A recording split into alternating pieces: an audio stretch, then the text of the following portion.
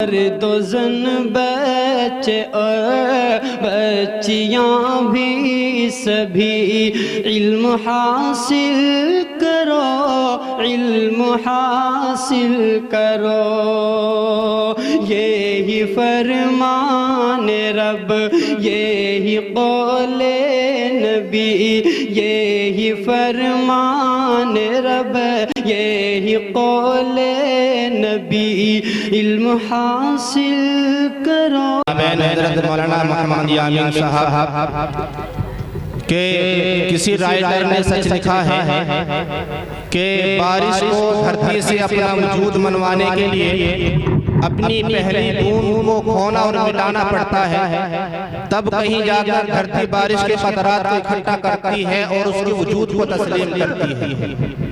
ہمارے درمیان ایک ایسی شخصیت موجود ہے کہ جس نے خطابت کی دنیا میں اپنے آپ کو کھپایا اور مٹایا ہے، تو ارباب علم و فن نے اس کے وجود کو تسلیم کر لیا۔ جی ہاں، ہزاروں کے مجمع میں سنجیدگی دینے والا ادیب، ایوان باطل پہ لرزہ داری کرنے والا خطیب، اسلام کا بے مثال نقیب، روحانی امراض کا طبیب، فلک خطابت کا منیر تابا، فصاحت و بلاغت کے پیکر، خوشنوا واعظ، شعلبہ مقرر، حضرت العلام حضرت مولانا محمد یامین صاحب دامت برکاتہ کہ تیری یکتائی ہر ایک رنگ میں چھائی ہے، کہ تیری یکتائی ہر ایک رنگ میں چھائی ہے، پورا مجمع تیرے جلووں کا تماشائی ہے۔ اے بلبل شیدا تم نے سنائے ہنس ہنس کر، اب جگر تھام کے بیٹھو حضرت کی باری آئی ہے۔ تو اس لیے آپ خاموشی کے ساتھ میں بیٹھے اور توجہ کے ساتھ میں حضرت کے بیان سے مستفیض ہوں۔ اگر آپ توجہ کے ساتھ میں سنیں گے تو آپ اس قیمتی بیان سے فائدہ حاصل کریں گے، اور اگر آپ نہیں سنیں گے تو آپ ہی کا نقصان ہوگا۔ اس لیے خاموشی کے ساتھ میں بیٹھ کر کے توجہ کے ساتھ میں سنیں۔ حضرت مولانا محمد یامین صاحب مائک پر۔ بسم اللہ الرحمن الرحیم، الحمدللہ حمدا کثیرا طیبا مبارکا فیہ ومبارکا علیہ کما یحب ربنا ویرضا جل جلالہ وعم نوالہ، صلی اللہ علی خیر خلقہ سیدنا محمد وعلی آلہ وَأَصْحَابِهِ وَأَزْوَاجِهِ وَذُرِّيَّاتِهِ وَبَارَكَ وَسَلَّمَ تَسْلِيمًا كَثِيرًا كَثِيرًا۔ اما بعد فاعوذ باللہ من الشیطان الرجیم، بسم اللہ الرحمن الرحیم، ربنا وجعلنا مسلمین لک ومن ذریتنا امة مسلمة لك وارنا مناسکنا وتب علینا انک انت التواب الرحیم، صدق اللہ العلی العظیم۔ لائق صدر احترام حضرات علماء کرام، بزرگان محترم، معزز حاضرین، نوجوان دینی بھائیوں اور عزیز پیارے بچوں،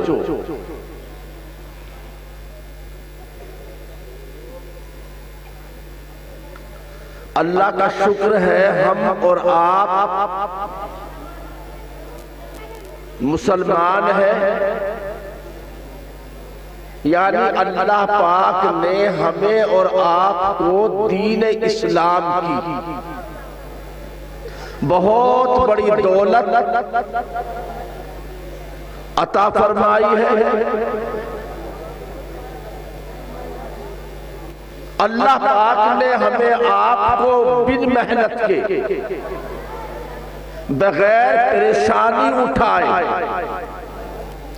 بغیر مشکلات برداشت کیے، گھر بیٹھے بٹھائے مسلمان بنا دیا اور ہم کو دین اسلام وراثت میں مل گیا. ہمارے ماں باپ مسلمان تھے, اللہ نے اس گھرانے میں پیدا فرما دیا تو ہم بھی مسلمان کہلائے جانے لگے. ورنہ تو آپ جانتے ہیں کہ دین اسلام کتنی بڑی قیمتی دولت, کتنی بڑی عظیم اللہ کی نعمت ہے. اس نعمت کو حاصل کرنے کے لیے, اس دولت کو پانے کے لیے صحابہ کرام رضوان اللہ علیہم اجمعین نے کتنی قربانیاں دی, کیسے کیسے مصائب کے پہاڑ ان پر توڑے گئے, تمام طرح کے مظالم ان پر ڈھائے گئے. دن دو دن نہیں بھئی, مکمل 13 برس تک مکی زندگی میں صحابہ کرام کو تختہ مشق بنایا گیا. ایسی ایسی پریشانیوں سے گزارا گیا کہ تصور سے بھی روح کانپنے لگتی ہے, جسم پر لرزہ طاری ہو جاتا ہے.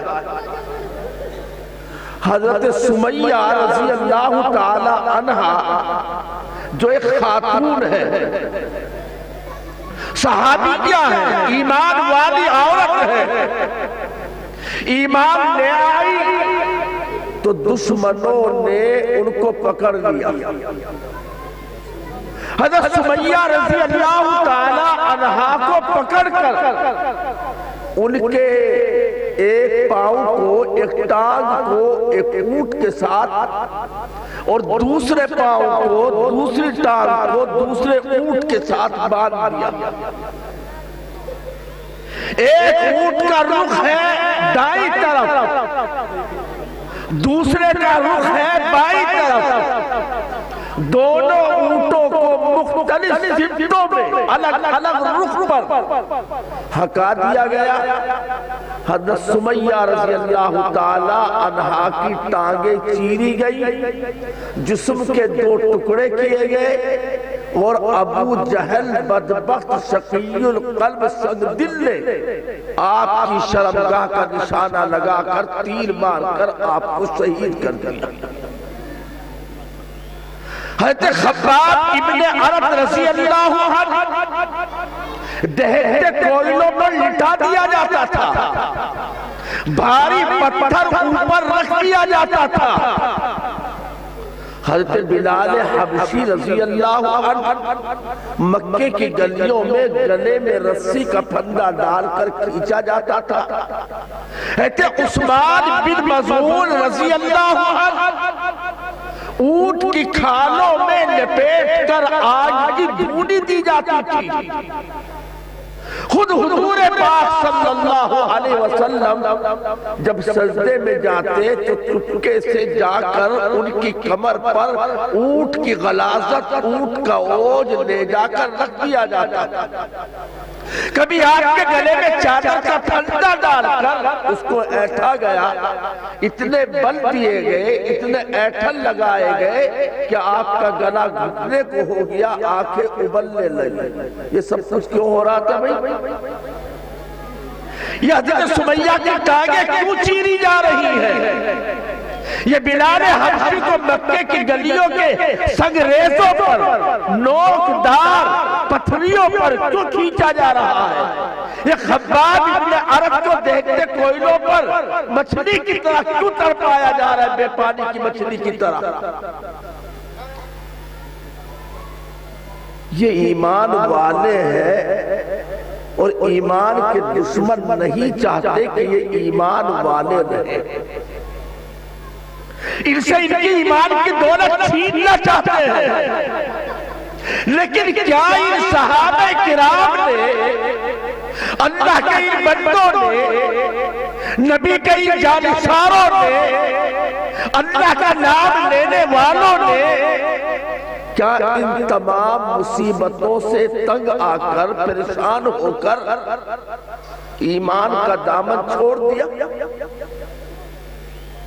نہیں, ان کا حال تو یہ ہے کہ بلال حبشی کی حالت کا اگر ذکر کیا جائے تو یوں کہتے ہوئے نظر آتے ہیں جان مانگو تو جان دے دے، مال چاہو تو مال دے دے، یہ نہ ہو سکے گا نبی کا جاہو جلال دے دے۔ خباب ابن عرص سے پوچھو تو کہتے ہیں جلا دے ظالم جلا دے، لیکن وہ دل نہ جلا سکے گا جس میں جلوہ بسا ہے مدنی آقا صلی اللہ علیہ وسلم کا۔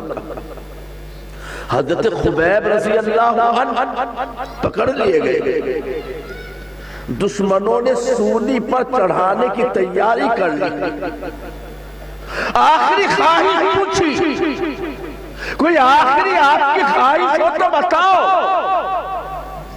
کہا کہ میں 2 رکعت نماز نفل پڑھنا چاہتا ہوں۔ آپ نے 2 رکعت نماز پڑھی، فرمایا اگر یہ لوگ یہ نہ سوچتے کہ موت کے ڈر سے، سولی کے ڈر سے نماز کو لمبا کر دیا تو میں اللہ کے سامنے سجدہ شکر بہت لمبا کرتا، مگر میں نے نماز کو اس لیے مختصر کیا تاکہ مجھے بزدل اور موت سے ڈرنے والا نہ سمجھ لے۔ پھر اس کے بعد کیا فرمایا؟ جب حضرت خبیب رضی اللہ عنہ کو سولی پر چڑھا دیا گیا، پھانسی کا پھندا پہنا دیا گیا، تو فرماتے ہیں لستو والی حین اقتل مسلمن علی ای شکن کان للہ مصرعی، ایک پورا لمبا قصیدہ۔ فرمایا خبیب رضی اللہ تعالیٰ عنہ نے اب مجھے کوئی مرنے ورنے کا ڈرور نہیں ہے، لستو والی کوئی پرواہ نہیں، ہین اقتل مسلمن، اس لئے کہ میں دنیا سے مسلمانی کی حالت میں قتل کیا جا رہا ہوں، مسلمان ہو کر کے مارا جا رہا ہوں، اب میرا دشمن چاہے مجھے جس کروٹ پر ڈال کر لٹا کر ذبح کر ڈالے، قتل کر ڈالے، مجھے اس سے کوئی لینا دینا نہیں، میرا اسلام تو باقی ہے، بس میرے لیے یہی سب سے بڑی دولت ہے اور سب سے بڑی نعمت۔ آج ہمیں آپ کو گھر بیٹھے بٹھائے مل گیا، شاید اسی لیے ایمان کی قیمت، اللہ کی عظیم نعمت کی قدر جو ہونی چاہیے تھی آج وہ ہمارے دل میں ہے نہیں۔ آج بھی آپ سمجھو یا نہ سمجھو، دنیا میں سب سے زیادہ قیمتی چیز ایمان ہی کو سمجھا جاتا ہے، تمہارے ایمان کو۔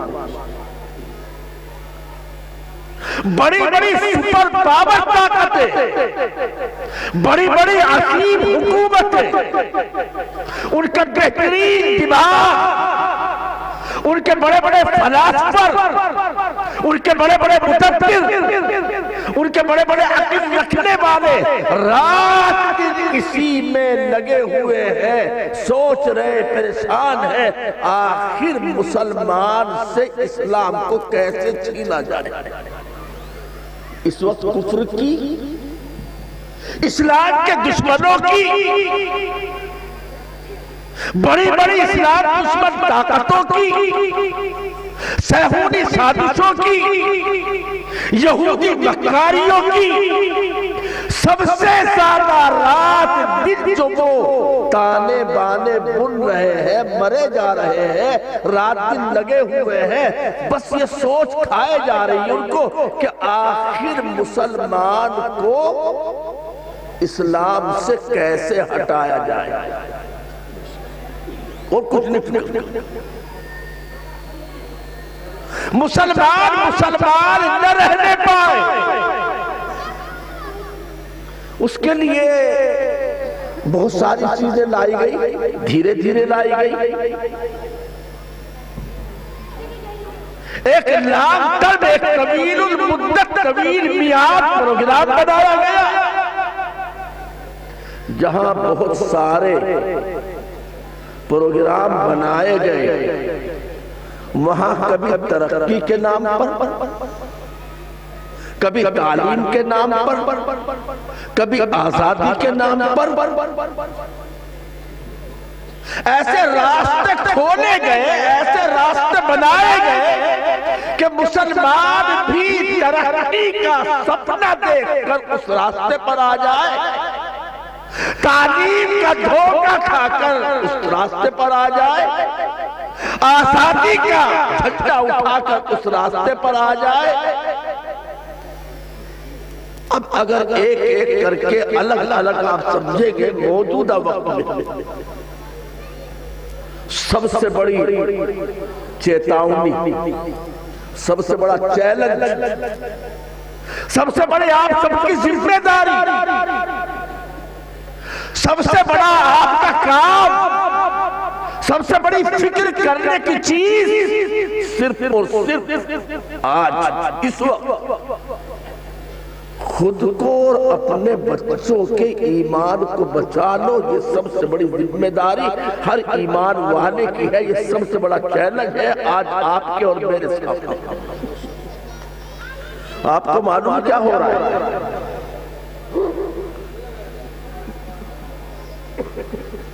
آج ہم کو ہمارے اپنے گھر والوں کو فکر ہے، پرواہ ہے اس چیز کی، ہم اپنے بچوں کو انگریزی پڑھائیں، ہندی پڑھائیں، میتھ پڑھائیں، سائنس پڑھائیں، ہمارا بچہ ڈاکٹر بن جائے، انجینئر بن جائے۔ ہم بڑے کھلے دل کے ساتھ ارنے والوں کے سامنے کہہ رہے ہیں اگر آپ یہ سوچ رہے ہیں ہم آپ کی سوچ پر آپ کو مبارکباد دیتے ہیں، لیکن آپ اپنے اس بچے کو انجینئر کہاں بنائیں گے؟ ڈاکٹر کہاں بنائیں گے؟ پروفیسر کہاں بنائیں گے؟ ہو سکتا ہے ہرنے والے تو جواب دے دے کہ ہمارے یہاں تو ماشاءاللہ انٹر کالج بہت پرانے سے بہت پہلے سے موجود ہے، اب شاید وہ ڈگری کالج بھی بن گیا ہے۔ لیکن معاف کرنا اسکول اور کالج کے ذمہ دار ان تک بھی بات پہنچے اگر تو ان سے بھی معافی چاہتا ہوں۔ اگر ہمارے یہاں انٹر کالج ہے اللہ اس کو ترقی دے، ڈگری کالج ہے اللہ اس کو اور آگے بڑھائے، لیکن ہم کو آپ یہ جواب دے کہ ہمارے ارنے کے انٹر کالج میں یا ڈگری کالج میں مسلمانیت یا اسلامیت کہاں کہاں جھلکتی ہوئی دکھائی پڑتی ہے۔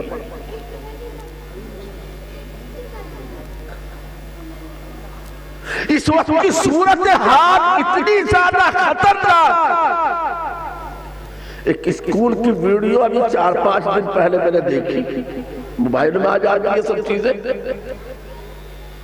اسکول ٹیچر لیڈی عورت ہے، پڑھانے والی خاتون ہے، ٹیچر ہے، وہ بچوں کی حاضری لے رہی ہے۔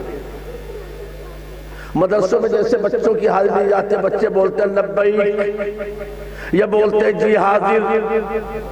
اسکول میں جب نام پکارا جاتا ہے اسٹوڈنٹس کا، طالب علم کا، اپنے درجے کلاس میں پڑھنے والے کا، وہ کہتا ہے یس سر، جی جناب۔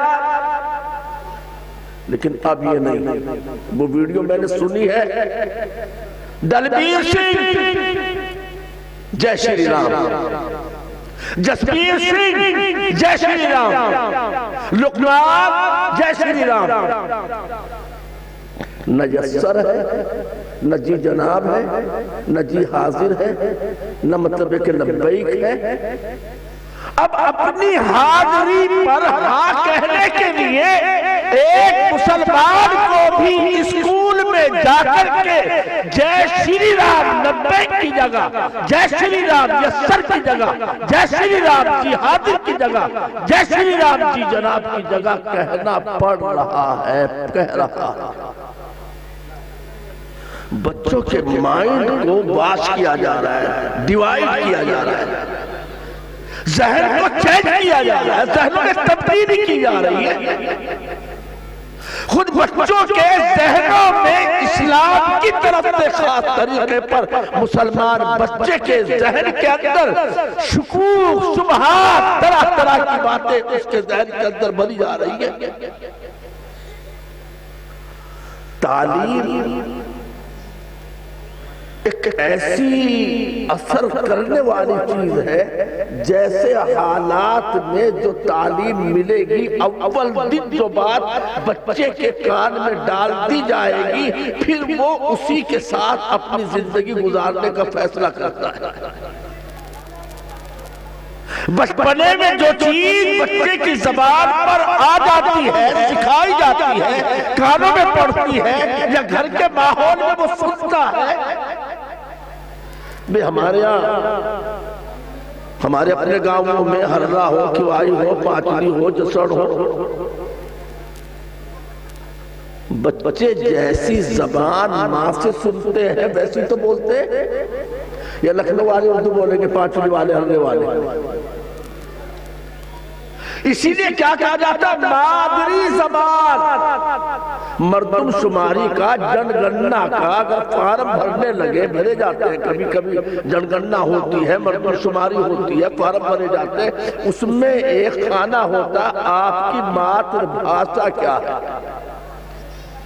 یعنی آپ کی مادری زبان کیا ہے۔ کسی فارم میں آج تک ہم نے تو لکھا نہیں دیکھا کہ آپ کی پدری زبان کیا ہے۔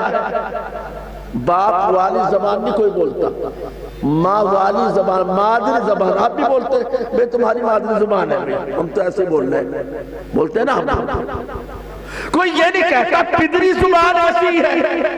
معلوم یہ ہوا چونکہ بچہ جب گود میں ماں کی آغوش میں ہوتا ہے، ماں جیسا کچھ بولتی ہے ویسے ہی اثرات بچے پر پڑتے ہیں۔ زبان اصل میں بچہ ماں والی سیکھتا ہے، باپ والی نہیں سیکھتا۔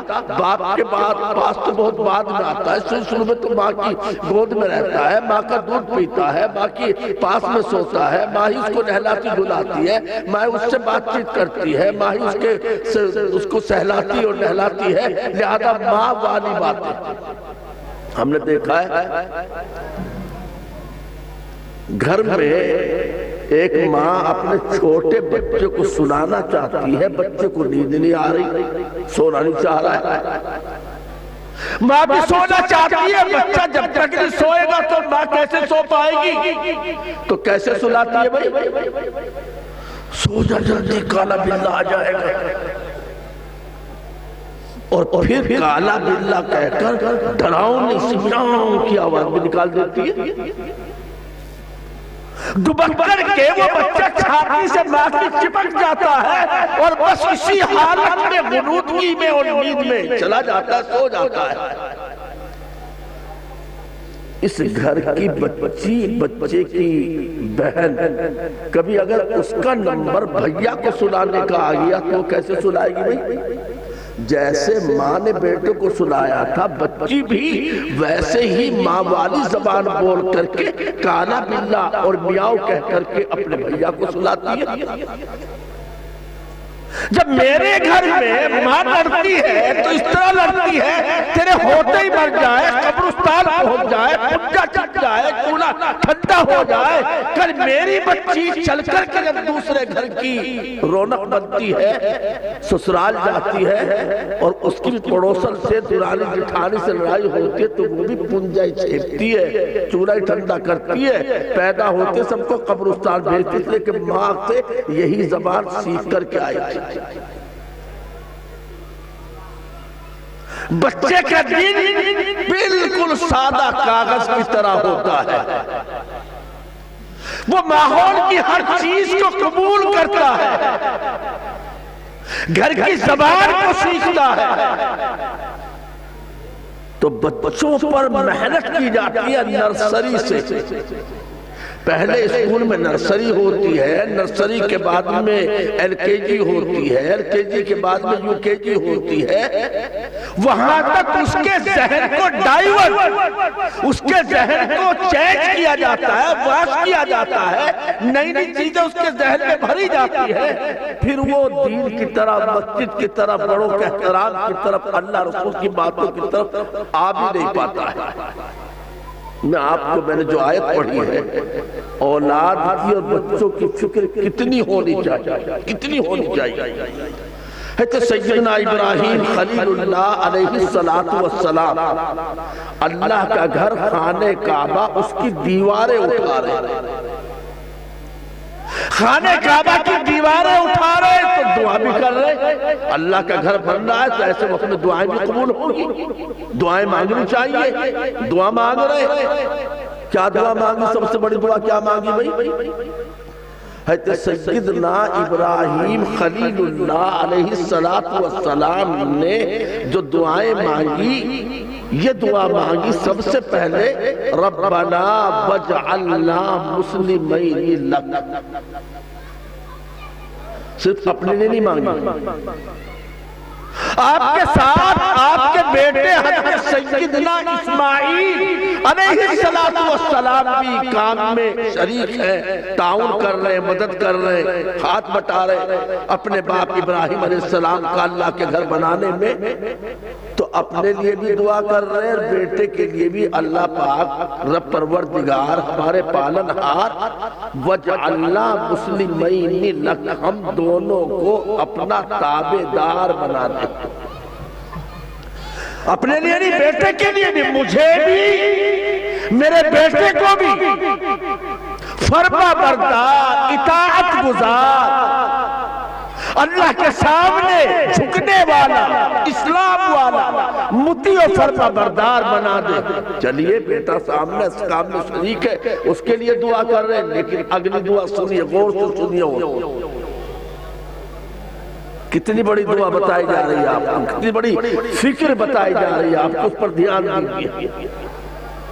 ہمیں تو آج اپنے سامنے رہنے والے بچے کی پرواہ نہیں، کہاں رہتا ہے، سڑک پر ٹہلتا ہے، چکن فرائی کی دکان پر 12 بجے تک بیٹھتا ہے، دوستی کرتا ہے، قیمتی وقت برباد کرتا ہے، نماز نہیں پڑھتا ہے، کشتونی کے ساتھ رہتا ہے، کہیں سٹا تو نہیں کھیلتا، کہیں نشہ تو نہیں کرتا، مدرسے جاتا کہ نہیں جاتا، کتاب کھول کے بھی نہیں دیکھتا، اس کی فکر ہم کو نہیں ہوتی۔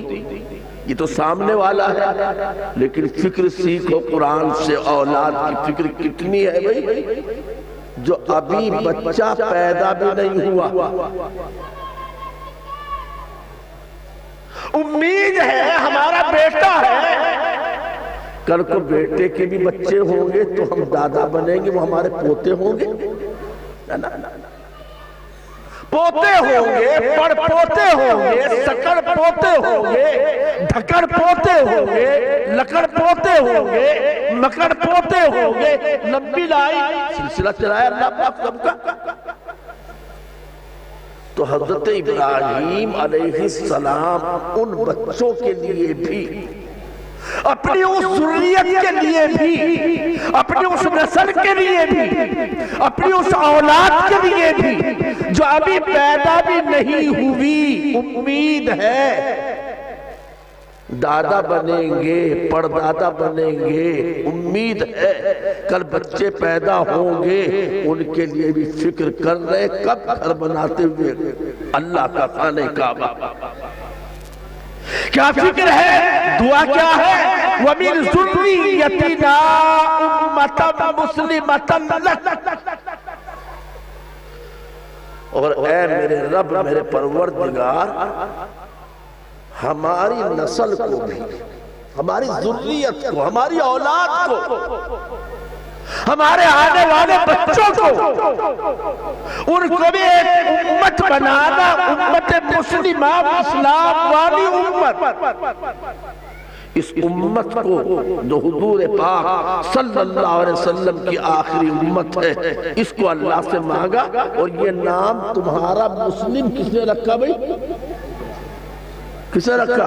یہ تو جاننا چاہیے نہیں۔ آپ کا نام مسلم کس نے رکھا؟ حضرت سیدنا ابراہیم علیہ السلام نے ہوا سماکم المسلمین من قبل وفی ھذا، انہوں نے ہی تمہارا نام مسلم رکھا۔ کیا دعا کر رہے ہیں؟ کس کے لیے کر رہے ہیں؟ بھی کس کی فکر دلا رہے ہیں؟ ان بچوں کی بھی فکر کرو جو آگے پیدا ہونے والے، ان کے لیے بھی دعا کرو۔ اور اگر ترتیب آیات پر غور کیا جائے، جو آیتوں کی ترتیب ہے پہلے ہی پارے کی، یہاں ہمارے مولانا فرحت صاحب کی تشریف فرما، مولانا یوسف صاحب، اور ہم سب سے بڑے مخدوم و محترم مولانا محمد ہاشم صاحب تشریف فرما ہے۔ ان سب حضرات کی دعا چاہتے ہوئے یہ بات عرض کر رہا ہوں کہ اولاد مانگو، ضرور مانگو۔ اللہ ہم کو بچے دے، اولاد دے، لڑکا دے، لڑکی دے، لیکن ایک دعا اور بھی یاد کر لو، اگر اولاد مانگو تو یہ بھی اللہ سے مانگو کہ اے اللہ اگر تو ابا بنائے میرے گھر میں اولاد آئے تو میری اس آنے والی اولاد کو کوئی پڑھانے والا، کوئی تربیت کرنے والا بھی بھیج دینا۔ اولاد مانگنے کے ساتھ ساتھ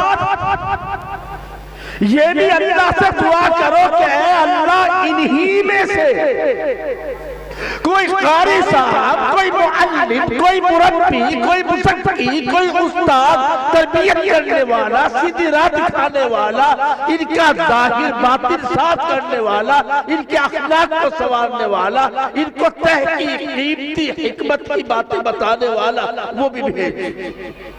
چنانچہ آگے یہی آیت ہے، ربنا وبعث فیہم رسولا من انفسہم یتلو علیہم آیاتک ویعلمہم الکتاب والحکمت ویزکیہم۔ میرے محترم بزرگوں، جہالت تمام گناہوں کی جڑ اور بنیاد کیا چیز ہے بھائی؟ جہالت۔ جب ہمارے آقا صلی اللہ علیہ وسلم دنیا میں تشریف لائے، اس زمانے میں کیا کیا تھا؟ سیدھی سیدھی باتیں۔ اس زمانے میں زناکاری، بدکاری، شراب نوشی، قتل و غارت گری، ظلم، ہر طاقتور چھوٹے کو کمزور کو مارتا تھا، ستاتا تھا، عورتوں کو پاؤں کی جوتی کی برابر سمجھا جاتا تھا، لڑکیوں کو پیدا ہوتے ہی درگور زندہ درگور کر دیا جاتا تھا، عورتوں کو کبھی کبھی سستے میں ہار لیا جاتا تھا، یہ سب کچھ تھا۔ اس زمانے کو تاریخ کی کتابوں میں کون سے زمانے سے یاد کیا گیا بھائی؟ اس زمانے کو بدکاری کا زمانہ نہیں لکھا، اس زمانے کو شراب نوشی کا زمانہ نہیں لکھا، اس زمانے کو قتل و غارت گری کے زمانے سے یاد تاریخ کی کتابوں میں نہیں کیا گیا، حالانکہ شراب پی جاتی تھی، قتل و غارت گری کا بازار گرم تھا، حالانکہ شراب نوشی تھی، لیکن ان سب کے لیے ایک لفظ استعمال کیا گیا اس زمانے کے لیے جس میں ساری برائیاں تھی، زمانہ جاہلیت۔ کیا کہا گیا بھی؟ معلوم یہ ہوا جہالت ایک ایسی کوکھ ہے، جہالت ایک ایسا پیٹ ہے، جہالت ایک ایسی دلدل ہے کہ جہاں جہالت ہوتی ہے وہاں یہ تمام برائیاں ضرور ہوتی ہیں۔ ہمارے قاری شاہد صاحب نے ماشاءاللہ، قاری صاحب مبارکباد کے مستحق ہیں،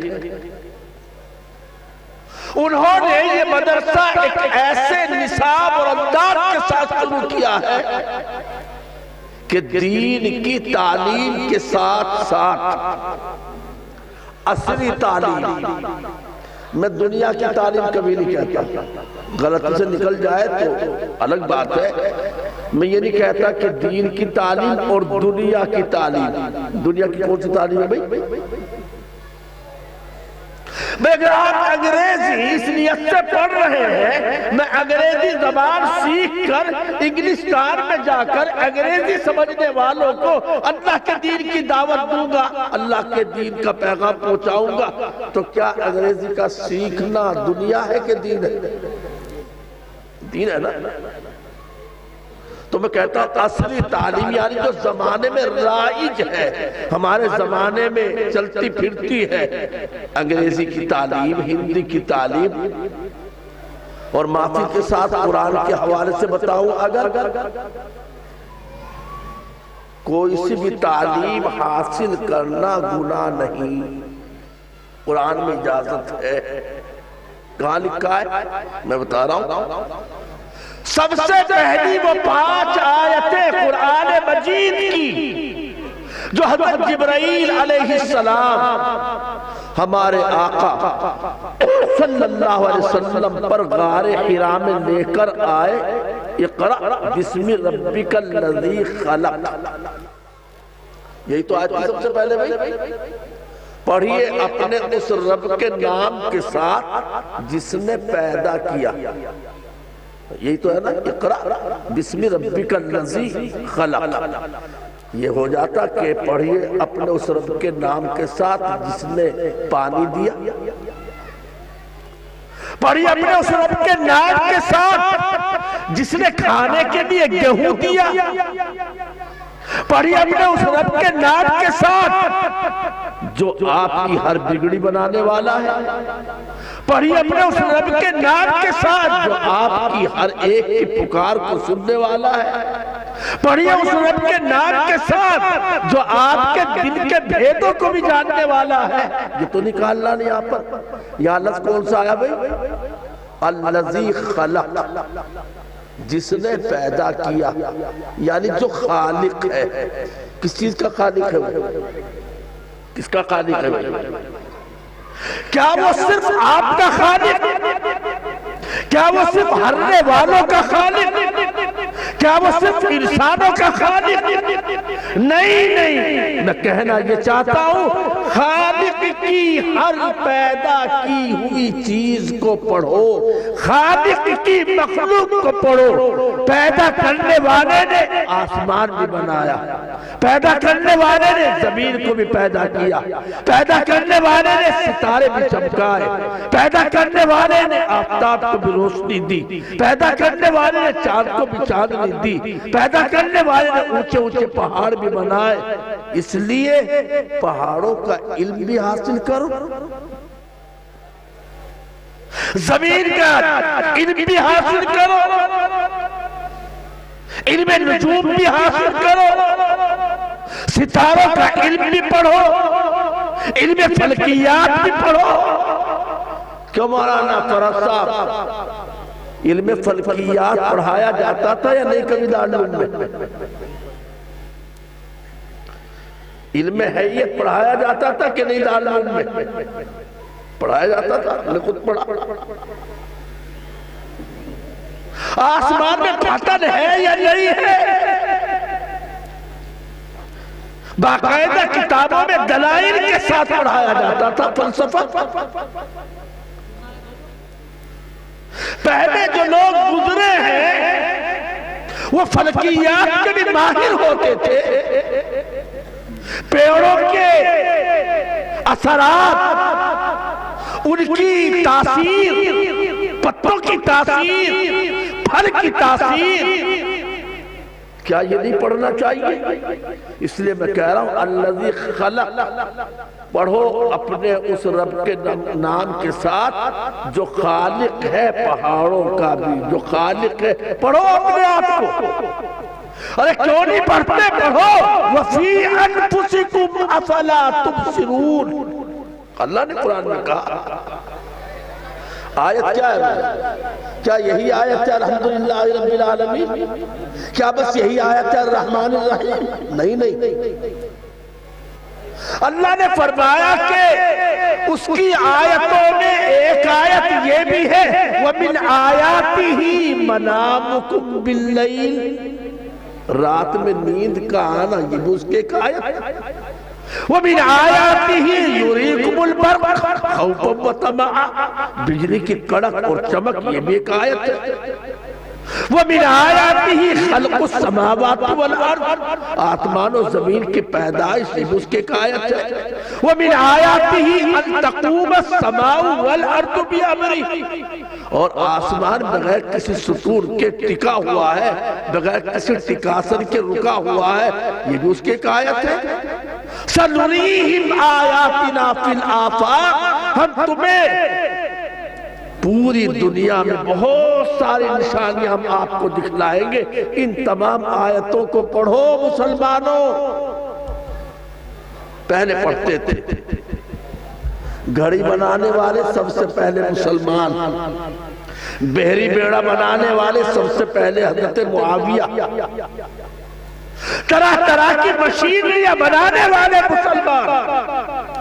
آج کا مسلمان مزدوری کرنے والا، آج کا مسلمان پھاوڑا چلانے والا، آج کا مسلمان کولوں میں گنڈے لگانے والا، آج کا مسلمان سڑک میں گنڈے بھرنے والا، آج کا مسلمان نالی صاف کرنے والا، آج کا مسلمان سیسی ڈالنے والا، آج کا مسلمان ٹھیکیداری کرنے والا۔ کیوں بھائی؟ چلیے ہم مانتے ہیں کہ آپ ہندوستان کے وزیر اعظم نہیں بن سکتے، تھوڑی دیر کے لیے مان لیتے ہیں۔ آپ اتر پردیش کے مکھیہ منتری نہیں بن سکتے، اس لیے کہ آپ کم ہے، دوسرے زیادہ ہے۔ لیکن کیا آپ ڈی ایم نہیں بن سکتے؟ کیا آپ آئی ایس افسر نہیں بن سکتے؟ کیا آپ آئی پی ایس کا کورس نہیں کر سکتے؟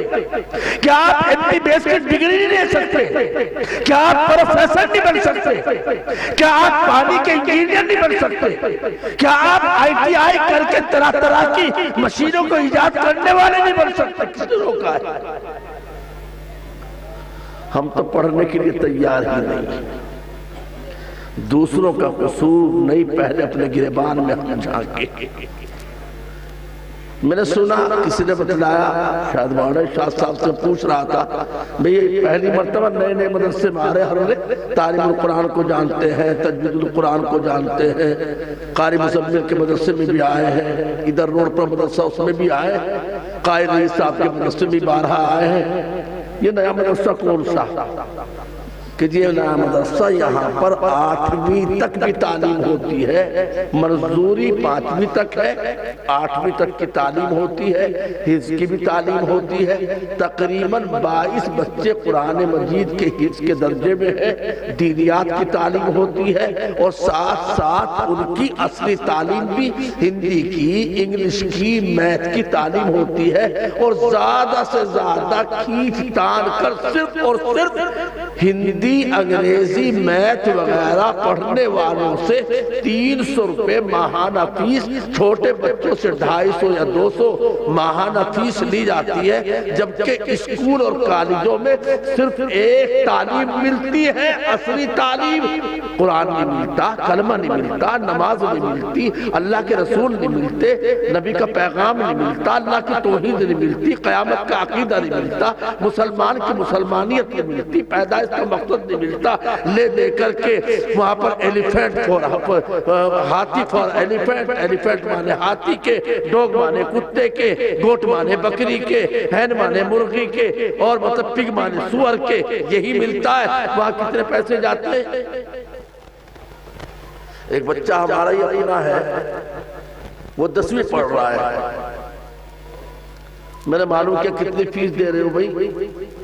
کہا کہ میں روزانہ سائیکل سے بھری سردی میں جاتا ہوں، صبح صبح سائیکل چلا کر گھر آ کر کھانا کھاتا ہوں، صبح نکلتا ہوں ناشتہ کر کے، بھوک بھی لگ جاتی ہے، اور 10 مہینے کی پڑھائی کے 20,000، ایگزام فیس الگ، ٹرانسپورٹ فیس الگ اگر بس میں بیٹھ کے جانا چاہے، کوئی انجوائے، کوئی کھیل کود ہو اس کی فیس الگ، سمجھے نہیں؟ تو اگر 10 مہینے کی 20,000 فیس وہ دے رہے ہیں تو کیا روپے مہینہ پڑ گئے بھئی؟ 1,000، اور 1,000 روپے میں کیا ملا؟ صرف ڈاگ فار کتا، ایلیفینٹ فار ہاتھی، سمجھے نہیں، صرف یہ ملا. اور یہاں یہ بھی ملا، اے فار ایپل، ایپل کے معنی سے، بی فار برڈ، برڈ کے معنی چڑیا، اور یہ بھی ملا الف سے اللہ، با سے بسم اللہ، سمجھے نہیں، یہ بھی ملا. لا الہ الا اللہ محمد رسول اللہ بھی ملا. کتنے میں ملا؟ کل 200 250 زیادہ زیادہ 300 روپے فیس ملا. میں نے 11ویں کی فیس معلوم کی ایک مسلمان اسکول والے کے پاس. کہاں معلوم کی؟ بلکہ پھلت معلوم کی میں نے. معلوم کہ 85,000 روپے ہے سال بھر کی فیس 11ویں کلاس میں. اب جوڑ لیجئے 10 مہینے کی پڑھائی میں 85,000 روپے کے حساب سے کیا روپے مہینہ پڑ گئے بھائی؟ 10 اٹھے 88,000 روپے مہینہ. اور یہاں کتنے میں ہو رہا ہے کام؟ اور وہ فیس بھی صرف ان بچوں سے لی جا رہی ہے جو بچے عصری تعلیم میں پہلی، دوسری، تیسری، 5ویں، 8ویں تک کی تعلیم میں یہاں پر پڑھتے ہیں. ان سے فیس ہے. جو حفظ کرتے ہیں ان سے کوئی فیس نہیں. ہم لوگ عجیب لوگ ہیں. ہم نے بھی، ہمارے یہاں بھی بچیاں عالمیت تک بھی پڑھتی ہیں، سونتے میں بخاری شریف تک کی تعلیم ہوتی ہے میرے مدرسے میں، اور 8ویں تک بھی. اور جمعیت علماء کے زیر اہتمام NIOS کا سینٹر 10ویں کا بھی ایگزام کراتے ہیں، پڑھائی ہوتی ہے باقاعدہ. تو ہم نے بچیوں پر، چونکہ ان کو پڑھانے والی 3 ٹیچرز ہیں، لڑکیاں ہیں پڑھانے والی، کل 50 روپے مہینہ رکھے. کتنے بھائی؟ 50. ایک صاحب جلسے میں دیا کرتے تھے 8,000 روپے. اس کے بعد جب جلسہ آیا تو وہ صاحب کہنے میاں کاہے کے لیے پیسے مانگ رہے ہو جب فیس لیتے ہو؟ میں بھیا فیس کتنی بیٹھی؟ 10 مہینے کی 500 روپے، اور تو 500 کے چکر میں 8,000 روپے دبا کے بیٹھ رہا ہے. تو یہی سوچ ہے. اب سب کچھ اکیلے کی نہیں ہے. جب فیس لے تو چندہ کیوں مانگ رہی ہے؟ بھئی فیس لے کے پڑھا رہے اسکول والے فیس لیتے، وہ تو کہیں بھی چندہ نہیں مانگتے. چلو ایک کام کر لو، قاری شمیم صاحب کو کم سے کم ہر بچے کی 5,000 روپے مہینہ فیس دیا کرو. بالکل چندہ اگر مانگے ان کا نہیں، ہمارا کان آگے پکڑ لینا. 2,000 روپے ایک بچے کی فیس. اور حال یہ معاف کرنا، جو اسکول میں پڑھتے ہیں جہاں 5,000 روپے پر منتھ فیس دیتے ہیں، ماہانہ ٹیوشن الگ کرواتے ہیں. اسکول کی پڑھائی پڑھ کر ایگزام میں اچھے نمبروں سے پاس ہو جائے مشکل ہے. الگ سے پھر ٹیوٹر رکھتے ہیں. ٹیوشن والے کتنی لیتے ہیں؟ 10,000 روپے لیتے ہیں. ایک مہینہ پڑھائیں گے 10,000 روپے لیں گے. ایک سبجیکٹ کی تیاری، میتھ کی تیاری کرائیں گے ایگزام کے لیے 15,000 روپے لیں گے. دیتے ہیں. پھر بھی کام نہیں چلتا تو میز کے نیچے کو، کرسی کے نیچے کو گڈی بھی پکڑاتے ہیں کہ کس طرح بچوں کو پاس کرا دیجیے. 10ویں کا معاملہ ہے اور 10,000 روپے، اچھا 20,000 روپے دے دوں میں آپ کے پاس، بچہ میرا پاس ہو جانا چاہیے. پیسے دے کر پاس کراؤ گے بچوں کو تو یہ ڈاکٹر بنے گے بھائی، IPS افسر بنے گے. IAS افسر وہ بنتے ہیں جو اپنی محنت سے بغیر کسی رشوت کے، بغیر کسی ٹیوٹر کے، بغیر کسی ٹیوشن کے محنت کر کے رات دن لگا کر کے اچھے نمبرات لاتے ہیں تو آگے نکلتے ہیں. آج بھی جو مسلمان ہیں ماشاءاللہ جو محنت کر رہے ہیں، بنگلور میں جہاں حجاب کی پابندی کا مسئلہ چھڑا تھا، جس بچی نے نعرہ تکبیر اللہ اکبر بولا تھا، اسی بنگلور کے علاقے میں ایک بچی برقعے میں رہتے ہوئے پورے اسکول کو اس نے ٹاپ کیا، پورے اسکول کو ٹاپ کیا. تو محنت کی جائے. ایک احساس، اصل میں یہ احساس کب ہوتا ہے؟ جب آدمی یہ ٹھان لیتا ہے کہ مجھے کچھ بننا ہے. تمہیں نہیں، ہمیں کچھ بننا ہی نہیں. ہمارا حال تو یہ ہے بھیا، رام یہی بھلی کرے اپنا یہی گزرے گی. جس حال میں ہے اپنا چمگادڑ کی طرح الٹے لٹکتے باپ آئے، الٹے ہم بھی لٹک جائیں گے چمگادڑ کی طرح. ابھی ہمارے اندر وہ شعور، وہ فکر، وہ احساس جاگا ہی نہیں ہے کہ ہمیں کچھ بننا ہے. اگر اپنے اس احساس کو نہیں جگاؤ گے تو نام و نشان ڈھونڈے سے شاید مل پائے. اللہ تعالیٰ تو جس کو چاہے باقی رکھے، لیکن حالات اور اسباب ایسے نہیں ہے کہ آپ کا نام باقی رہ سکے گا. اس ملک میں ایسی آپ کے تعلق سے باتیں طے ہو چکی ہیں. اس لیے میرے محترم بزرگوں، اپنے بچوں کی تعلیم کی فکر کرو، اولاد کی فکر کرو. ایسا مدرسہ جہاں دین کے ساتھ فری میں آپ کو انگلش بھی مل رہی، وہاں 250 روپے دینے میں کیا جان نکل رہی. جو بچہ حافظ بھی بن رہا ہے، 5ویں بھی کر رہا ہے، وہاں تو اگر 5000 بھی دو تو بھی تھوڑے. خیر جو بھی فیس ہے وہ تو فیس دینے والے دے رہے ہیں، لیکن آپ حضرات کو الگ سے مدرسے کا تعاون بھی کرنا ہے. یہ نہیں کہ فیس دے رہے تو تعاون کی ضرورت نہیں ہے. جو بچے خالص دین کی تعلیم حاصل کر رہے ان سے کوئی فیس ہی نہیں جاتی. جو قاعدہ پڑھ رہا ہے، نادرہ پڑھ رہا ہے، حفظ کر رہا ہے، فیس ان سے لی جاتی ہے. اور اس کی لی جاتی ہے جو صرف ہندی انگلش پڑھتا ہے، ہندی انگلش کی فیس ہے. باقی تو ہم لوگ یہ چاہتے ہیں قرآن کی تعلیم میں سب کا حصہ لگے. نہیں لگانا چاہتے بھائی؟ قرآن کی تعلیم میں، نبی کی تعلیم میں، حدیث کی تعلیم میں، اللہ کا نام لینے میں، بچے کو کلمہ سکھانے میں، اس کے عقائد کو سنوارنے میں اگر ہماری دمڑی لگ جائے تو ہو سکتا ہے اللہ کے یہاں یہی ہمارے نجات کا ذریعہ بن جائے. پتہ نہیں کہاں کہاں ہمارا پیسہ خرچ ہوتا ہے. تو کل بھی دن میں جلسہ ہوگا انشاءاللہ. زیادہ تر ہمارے یہاں جلسوں میں پیسے جو دیتے ہیں لوگ، وہ ماحول بنا لیا کہ دن کے جلسے ہی میں دیتے ہیں. اور دن کا جلسہ بھی کھینچ تار کر کے 2 گھنٹے کا، 1 گھنٹے کا، عصر کی نماز کے وقت سے لے کر سورج کے پیلا پڑنے تک یہ ہے جلسہ. وہی پیدا ہوتا ہے، وہی جوان ہوتا ہے، وہی بوڑھا ہو جاتا ہے، وہی دفنا دیا جاتا ہے. 1-1.5 گھنٹے کا جلسہ بس یہی ہوتا ہے. چندہ تھوڑی دیر کا، اس سے پہلے کوئی نہیں آتا. پہلے جلسے ظہر کی نماز پر مکمل ہو جایا کرتے تھے. بڑا سکون تھا. جانے والے کو کہیں جانا ہے، مہمانوں کو جانا ہے. اب بھگت رہے دستار والوں کے یہاں مہمانوں کی بھیڑ ہوتی ہے. جو دستار والے مغرب کی نماز کو دستار ہوگی اور کوہرا پڑ رہا ہوگا تو وہ جائے گا بیچارہ. سواری بھی نہیں ہوگی، وہ تو شام کی بھی کھائے گا، اگلے دن ناشتہ بھی کرے گا، اور ہو سکا تو دوپہر کی کھا کے جائے. تو وہاں نہیں دو گے تو یہاں دو گے بھیا. تو میرے عرض کرنے کا منشا یہ ہے کہ دین کے ساتھ دنیا کی تعلیم آج تو ضروری ہے. اور کیوں ضروری ہے؟ بڑی تفصیل کی بات ہے. پوری دنیا کا ایک قانون ہے جس کو ہیومن رائٹس کہا جاتا ہے. انسانی حقوق کمیشن ہے پوری دنیا کا ایک. اور انسانی حقوق کمیشن میں سب سے پہلے عورتوں کے حقوق سے پہلے رائٹ آف چائلڈ ہے، یعنی بچوں کے حقوق. اور بچوں کے حقوق میں سب سے پہلے اس کا تعلیم کا حق ہے. اسی لیے ہندوستان میں بھی RTI یعنی رائٹ ٹو ایجوکیشن، لازمی تعلیم، ایجوکیشن کمپلسری اینڈ فری.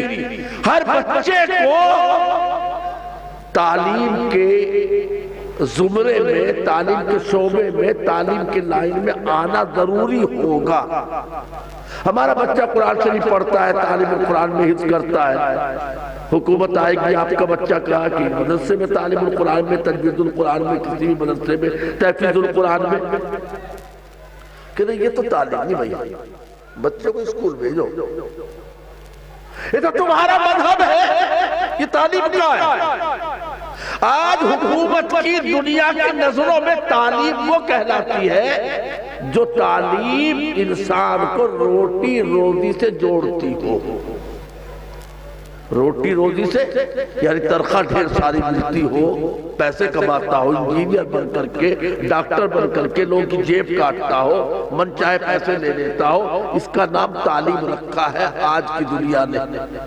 تو اس لیے میرے بھائیوں اگر ہم اپنے بچوں کے لیے ایسے مدرسے بنائیں وہاں مانیتا ہو، منظوری سرکار سے ہو، 5ویں کی 8ویں کی 10ویں کی 12ویں کی تعلیم ہوتی ہو اور ساتھ کے ساتھ وہاں دین کی تعلیم ہوتی ہو، تو آج اس طرح کے اسکول بنانے کی، کالج بنانے کی ضرورت ہے۔